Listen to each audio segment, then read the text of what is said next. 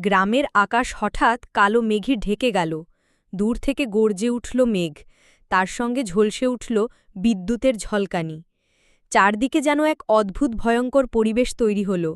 বাতাস হু হু করে বইতে লাগল, গ্রামের গাছগুলো ঝড়ের তীব্রতায় কেঁপে উঠল। কাঁচা রাস্তার ধুলো উড়ে গেল বাতাসের ঝাপটে।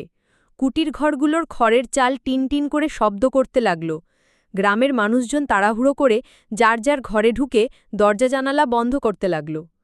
ঝড়ের তাণ্ডবে মাঠের ধানের গাছগুলো দুলতে দুলতে প্রায় মাটিতে লুটিয়ে পড়ল। একদিকে বৃষ্টি, অন্যদিকে ঝড়, চারদিকে শুধু পানির ছিটা আর শব্দ। হঠাৎ করে বিদ্যুতের আলোক ঝলকানিতে গ্রামের পথ এক মুহূর্তের জন্য উজ্জ্বল হয়ে উঠল। সেই আলোয় দেখা গেল এক বৃদ্ধ কৃষক ছুটে যাচ্ছে তার গরুগুলোকে গোয়ালে বেঁধে রাখার জন্য।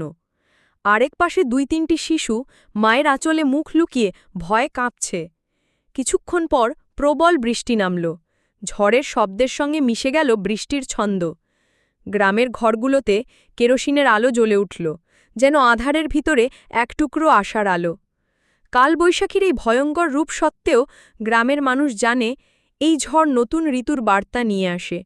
ঝড় শেষে মাঠে ভেসে আসা শীতল বাতাস আর ধুলোধোঁয়ামুক্ত প্রকৃতি যেন নতুন জীবনের প্রতিশ্রুতি দেয়।